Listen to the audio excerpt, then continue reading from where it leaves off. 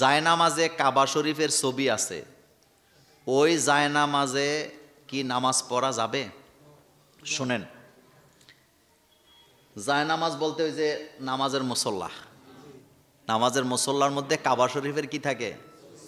প্রথম কথা হলো ছবিওয়ালা জায়নামাজ এটা উচিত না, এটা মনোযোগ নষ্ট করে। কি নষ্ট করে? রাসূল সাল্লাল্লাহু আলাইহি ওয়াসাল্লাম কি এরকমের জায়নামাজের মধ্যে নামাজ পড়ছে? তবে হ্যাঁ, যেটাতে কোনো ছবি নাই, লেবেল, এটাতে কোনো আপত্তি নাই। কাবা শরীফের ছবি, মদিনা শরীফের ছবি নিচে রাখা দাঁড়ায়া দাঁড়ায়া নামাজ পড়লে আমরা মনে করি এটাই হইতেছে নামাজ, না। এজন্য এটা নিয়ে অনেক ফতুয়া গেছে, এটা নিয়ে একসময় বহু আলোচনা আলেমদের মধ্যে হয়েছে। তবে গুনাহ হবে না, কথা কি মনোযোগ আছে?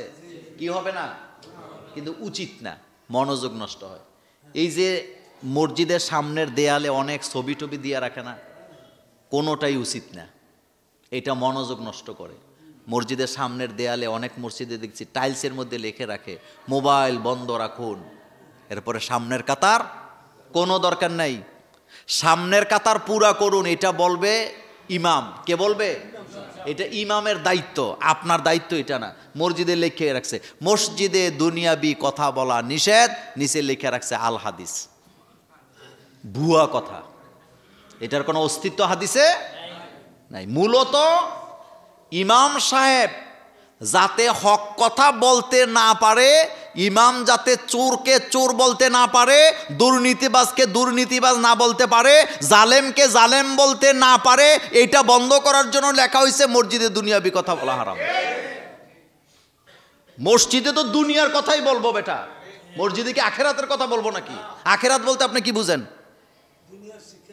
দুনিয়াতে বসে আখেরাত সাজাইতে হবে, তো দুনিয়া বাদ দিছেন কেন আপনি? রব্বানা আতিনা ফিদ দুনিয়া হাসান আগে না আখেরাত আছে আগে? দোয়াটার মধ্যে দুনিয়া না আখেরাত আগে? দুনিয়া থাকলে না আপনার আখেরাত। আপনার কাছে 10 পয়সা না, আপনি হজ করবেন কি দিয়া? আপনার কাছে 10 টাকা না, আপনি যাকাত দিবেন কি দিয়া? তো দুনিয়া আগে না আখেরাত আগে? 100% দুনিয়া আগে। আপনি যে জামাটা কিনছেন এটা কি দুনিয়া না আখেরাত? তো এটা আপনি কবেন না আমার দুনিয়া দরকার, তো আপনি ল্যাংড়া হইয়া থাকবেন নি মিয়া।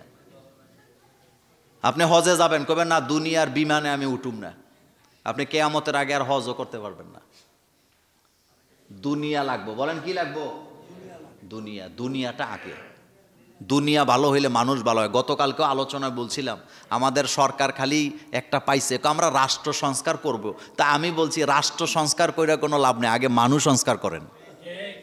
বলেন তো আপনারা, মানুষ সংস্কার আগে না রাষ্ট্র সংস্কার আগে? মানুষ ভালো হইলে রাষ্ট্র এমনি ভালো হইব। আর মানুষ সব জায়গায় চোর বাটপার ঘুষখোর বসায় রেখে আপনি রাষ্ট্র সংস্কার করতে পারবেন না, আগে মানুষ সংস্কার করেন। তো বুঝাইতে চাইলাম এই ছবি টবি গুনাহ হবে না, তবে এটা উচিত না, এটা মনোযোগ নষ্ট হয়। এই ফিতনার জামানায় দেশে ইসলাম প্রতিষ্ঠার জন্য কোন দলকে সমর্থন করা দরকার? আমি কোনো দলের নাম বলবো না, তবে আপনাকে আমি একটা কথা বলবো, সেটা শুনেন। ইসলামকে যারা সর্ব জায়গায় দেখতে চায় আপনি তার সাথে থাকবেন। নির্দিষ্ট কোনো দল বুঝি না, আমি একটা জিনিস বুঝি, ইসলাম আমরা চাই না মুসলমান হিসাবে? আসতে কইছেন, মুসলমান হিসাবে আমরা কি চাই? ইসলাম চাই।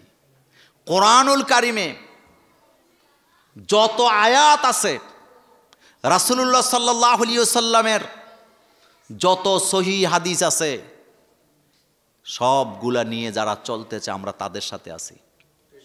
শুনেন, কেউ যদি বলে আমি কোরআনের একটা সূরা মানি না, সবগুলা মানি, মোমেন না কাফের? কেউ যদি বলে আমি কোরআনের একটা আয়াত মানি না, সব মানি, মোমেন না কাফের? কেউ যদি বলে আমি কোরআনের একটা শব্দ মানি না, সব মানি, মোমেন না কাফের? কেউ যদি বলে আমি একটা নোক্তা মানি না, তাও? এবার বুঝাইতে পারছি? সুতরাং আমার বক্তব্য হলো, আমি দল টল আপনারে বলবো না। আপনি জমি রাখতে গেলে খারিজ দেখেন, আপনি এসে খতিয়ান দেখেন, কি বলে বিএস দেখেন, আরএস দেখেন, সিএস দেখেন, আরো কত কিছু দেখেন। তা আপনি এখানে এটা বুঝেন না কেন? কারা কমপ্লিট কোড অফ লাইফ, ইসলামকে যারা কমপ্লিট কোড অফ লাইফ মানে আপনি তাদের সাথে থাকবেন। আমি কি কথা বুঝাইতে পারছি? যারা খণ্ডিত ইসলাম মানে তাদের সাথে আমরা নাই, যারা কমপ্লিট ইসলাম মানে আল্লাহ পাক বলছেন উদখুলু ফিস সিলমে কাফা, এটা যারা মানে আমরা তাদের সাথে আছি। শেষ কথা আজকের, বিয়ে আপনার খরচ না বিয়ে আপনার খরচ আমাদের, এই নিয়ে ইসলাম কি বলে? এই স্লোগানটা বোধহয় আসুন্না ফাউন্ডেশন দিছে না, এটা আজকে আমার নজরে আসছে। এটা একটা ভালো উদ্যোগ। আমার দেশে অসংখ্য মেয়েদের বিয়ে হয় না খরচের কারণে, অসংখ্য ছেলেরা বিয়ে করতে পারে না খরচের কারণে। এটা বাস্তবতা। এটা কি বাস্তবতা? এই জন্য কেউ যদি এটা করে দেয় আমি সমর্থন করি। বিয়ে আপনার খরচ আমাদের, এতে করে জাতিকে জিনা থেকে বাঁচাবার একটা দারুণ রাস্তা বাইর হইছে। শুনেন, মানুষ সৃষ্টিগতভাবেই একজন নারীর একটা স্বামী লাগে, একজন পুরুষের একটা বউ লাগে। লাগে কি লাগে না? জান্নাতে কি খাবার দাবারের অভাব ছিল? কিন্তু আদম আলাইহিস সালামকে হাওয়া দিলেন কেন? আদম আলাইহিস সালাম তো ডাইরেক্ট বলেই ফেলছে যে আল্লাহ জান্নাতে তো নেয়ামত, কিন্তু আমার তো ভালো লাগে না। আল্লাহকে তুমি ঘুমাও। ঘুমাইছে। এখন মা হাওয়ারে বানায় যখন দিছে, এখন ভাল লাগেনি? এখন আর কোনো অশান্তি আছে? তা আল্লাহ কয় ঠিক আছে, ইয়া আদম মুসকুন আনতা ওয়া যাওজুকাল জান্নাহ, আপনি যত টাকার মালিক হন, যা কিছু হন, একটা বউ লাগে। দিন শেষে কি লাগে? আপনি রিক্সা চালান, আপনি মাটি কেটে খান, আপনি নাঙ্গল চাষ করেন, আপনি ব্যবসা করেন, চাকরি করেন, যা কিছু করেন, দিন শেষে কি লাগে? যারা বিয়ে করছে তারা চুপ করে আছে। কি এটা কি সত্য না মিথ্যা? আর এভাবেই সৃষ্টি করছে কে? অখলাকনাকুম আজওয়াজা। আপনি মানেন না মানেন, একটা বউ লাগে।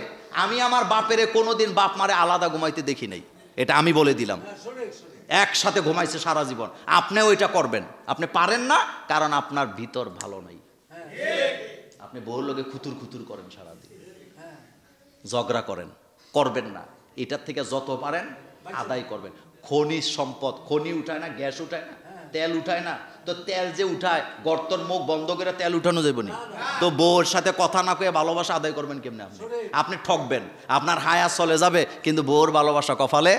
এই জন্য ফার্ম ফুম দিয়ে যা আদায় করতারেন, এটা লাভ। যা পারেন এটা কি? এটা খনিজ।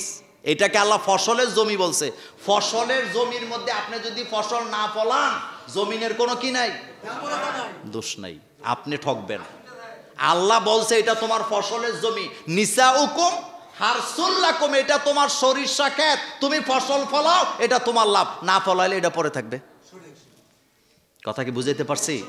তো সুতরাং ওই যে বলছিলাম, বিয়ে আপনার খরচ আমাদের, এটা মূলত জিনা থেকে যুবকদেরকে যুবতীদেরকে বাঁচাবার একটা কি একটা রাস্তা। আমরা দোয়া করি এবং তাদেরকে সাপোর্ট দেওয়ার দরকার। যারাই এই উদ্যোগ নিয়েছেন আমি তাদেরকে সাধুবাদ জানাই। আল্লাহ আমাদের সকলকে কবুল করুক। আসসালামু আলাইকুম ওয়া রাহমাতুল্লাহি ওয়া বারাকাতুহু।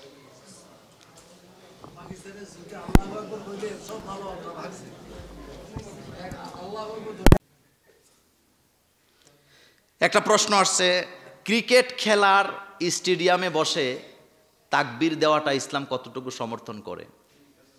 মানে খেলা দেখে তাকবীর দিছে? হ্যাঁ, আচ্ছা, স্লোগান দিছে। আমি জানি না সেটা কি দিছে, তবে একটা কথা বলি, মুসলমান যেখানে তাকবীর হবে, তাকবীর কার নামে? ইয়া আইয়ুহাল মুদ্দাসসির কুম ফাআনজির ওয়া রাব্বাকা, বলেন ওয়া রাব্বাকা ফাকাব্বির, তাকবীর। নেপাল সফরে গেছিলাম আমি আর আমার সাথে যে রফিকুল আফসারি ছিল। তো নেপালের একটা পাহাড় আছে, ওখানে কেবল লাগায় রাখছে, 24,000 মিটার উঁচু এটা।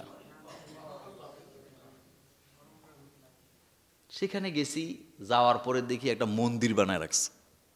জোহরের নামাজের টাইম হয়েছে, তো আফসারি বলতেছে মোল্লা ভাই এখানে আজান দিয়া নামাজ পড়লাম, কারণ জমিনটা কার? আল্লাহর।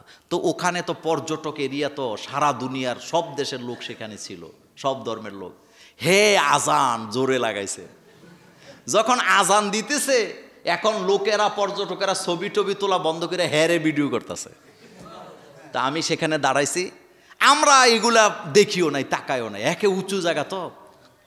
আমরা জামাতের সাথে আসর জোহর পড়ছি, আসরও জমা করছি, একসাথে নামাজ পড়লাম।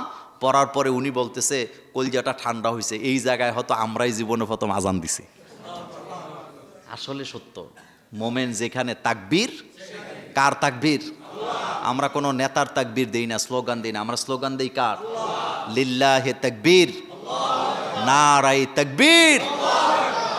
এটা আমাদের ঈমান, এটা আমাদের জোশ, এটা আমাদের হিম্মত। বলেন এই তাকবীর আমাদের কি? হিম্মত, কুওয়াত। সুতরাং খেলার মাঠে যদি দিয়া থাকে, দেখ বুঝাইছে যে আমরা মুসলমান এখন সব জায়গায় আছি। দেখছেন না ব্যাঙ্গের মতো সব দৌড় দিছে। ইন্ডিয়া এখন টের পাইছে। ওই যে আপনাদেরকে গত জুমায় বলছিলাম, তাদের মানচিত্র যত বড় তাদের কলিজা তত, আর আমাদের মানচিত্র যত ছোট আমাদের কলিজা তত। এটা এখন দেখাইছে তো, দেখছেন তো আপনারা? আমাদের হুঙ্কার বড় ভয়ানক, এটা মুসলমানদের হুঙ্কার। এটা দিলে শয়তানও দৌড়ায়, শয়তানও দৌড়ায়। তাকবীর দেখ, সব জায়গায় দেন তাকবীর।